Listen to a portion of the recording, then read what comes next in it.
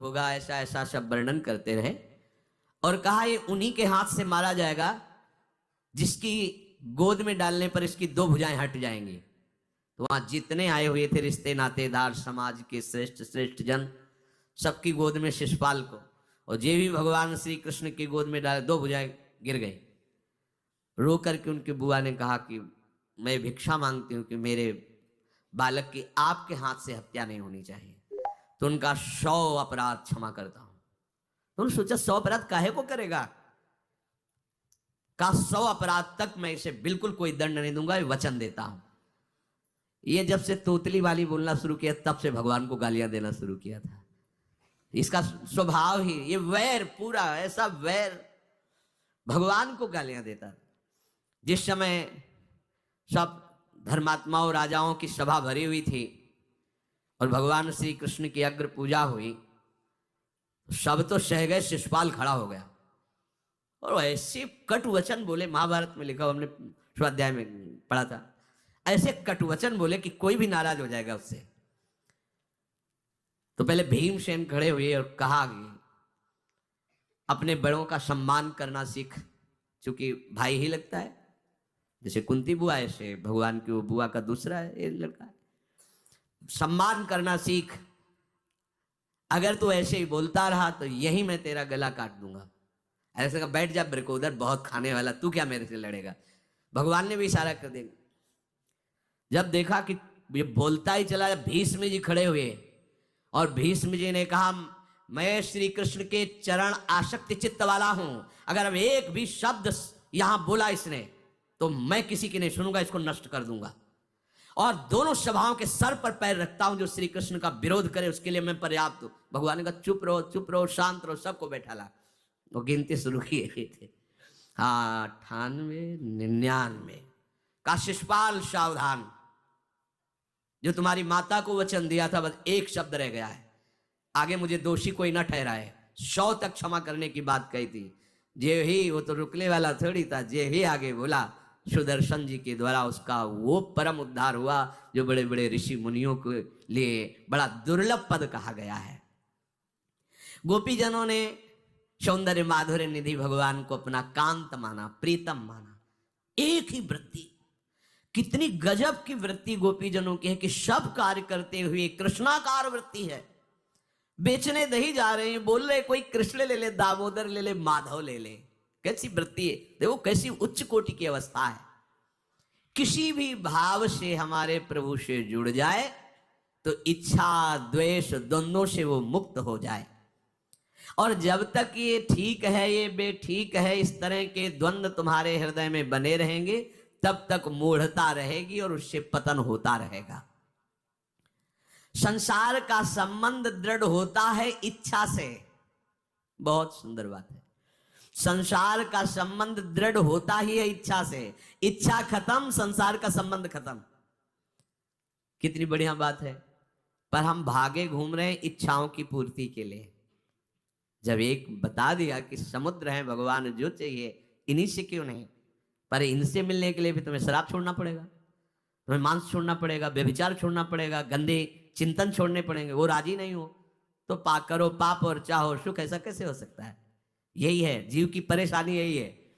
वो ये चाहते हैं कि हे संत महात्मा, हे भगवंत, हमको छूट दो, हम खूब गंदे आचरण करें और आप हमसे सेव संतरा रुपया पैसा ले लो और आप ऐसा आशीर्वाद दो कि हमारी उन्नति होती रहे, दुख न मिले, हमें सुख ही मिलता है। कभी स्वप्न में भी नहीं हो सकता।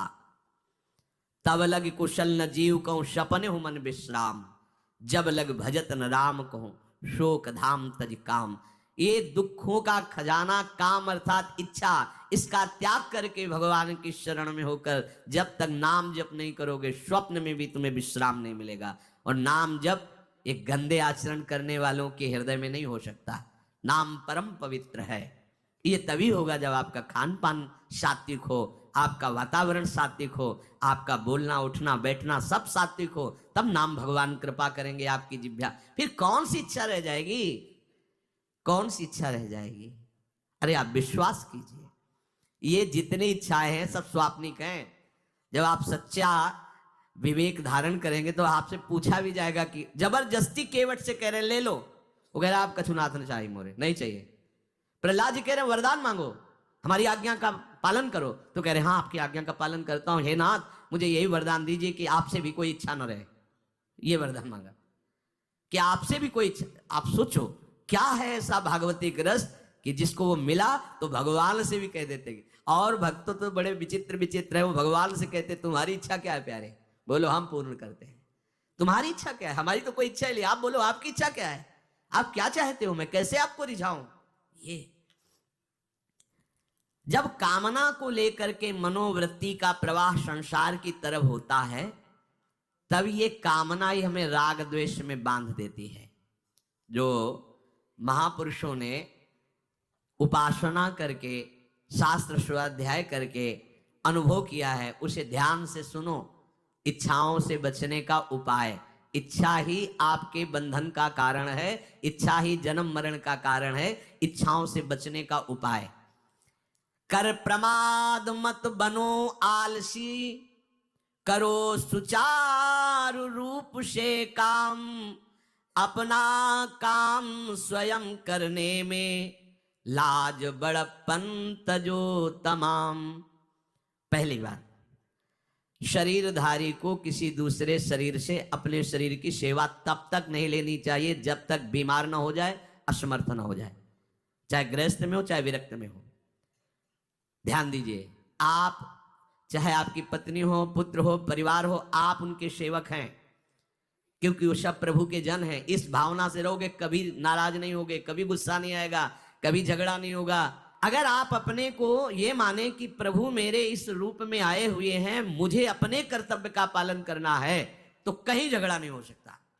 तुम जो कर रहे हो तुम्हारा कर्तव्य, हमारा कर्तव्य है कि हम पति पुत्र परिवार आदि जो भी है ये हमारे भगवान का स्वरूप है। मैं आप समझो वही भगवत साक्षात्कार, पर ऐसा कौन मानता है।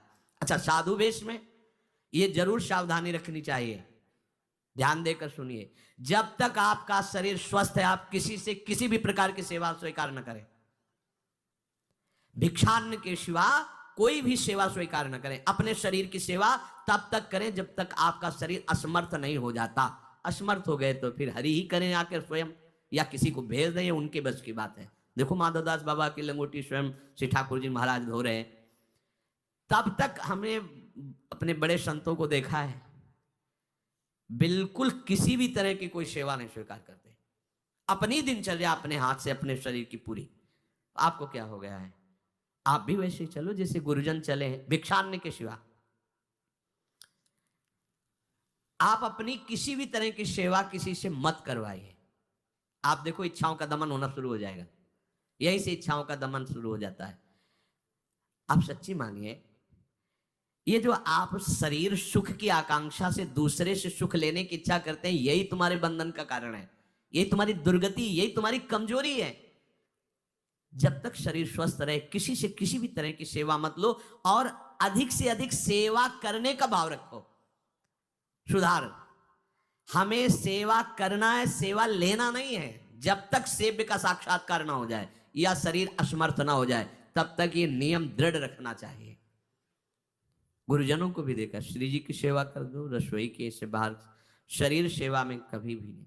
कभी धोखे से ऐसे वस्त्र आदि रह गए और महाराज जी ने धो के जल्दी से फैला दिया तो भी डांट लगी, ऐसा क्यों किया, नहीं रखे थे महाराज जी हमने, ऐसा कर नहीं, जब तक हम कहें नहीं तब तक नहीं।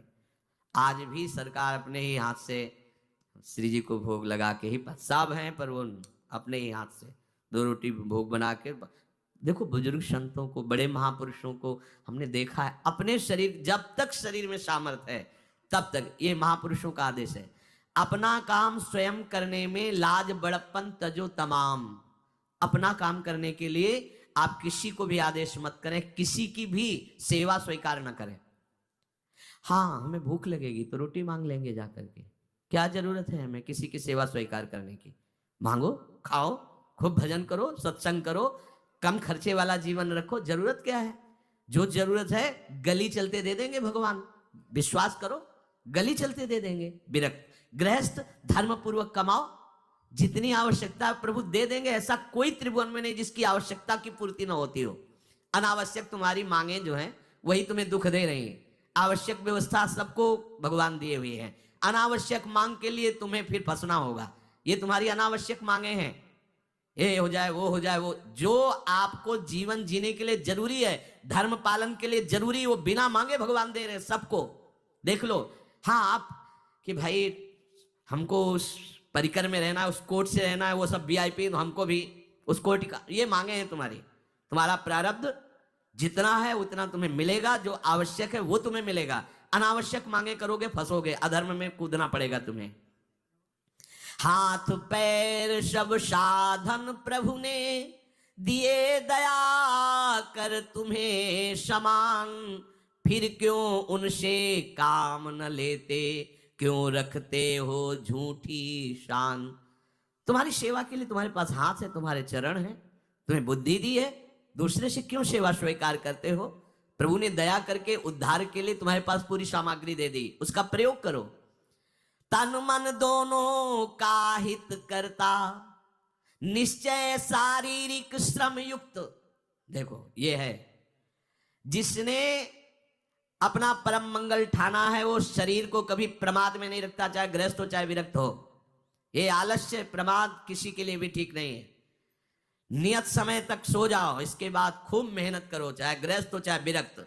विरक्त हो तो खूब नाम जप, वाणी पाठ, ब्रह्मचर्य से रहना, आसनों में बैठना, हाँ सेवा करना, शारीरिक श्रम नहीं, खूब सेवा करो, धाम की सेवा करो, नालियां साफ करो, गलियां साफ करो, जो सेवाएं में इसे श्रम करो। ब्रह्मचर्य पचाने के लिए श्रम भी तो होना चाहिए। श्री जी की प्राप्ति के लिए मन वचन कर्म से श्री जी के चरणों का आश्रय लेकर के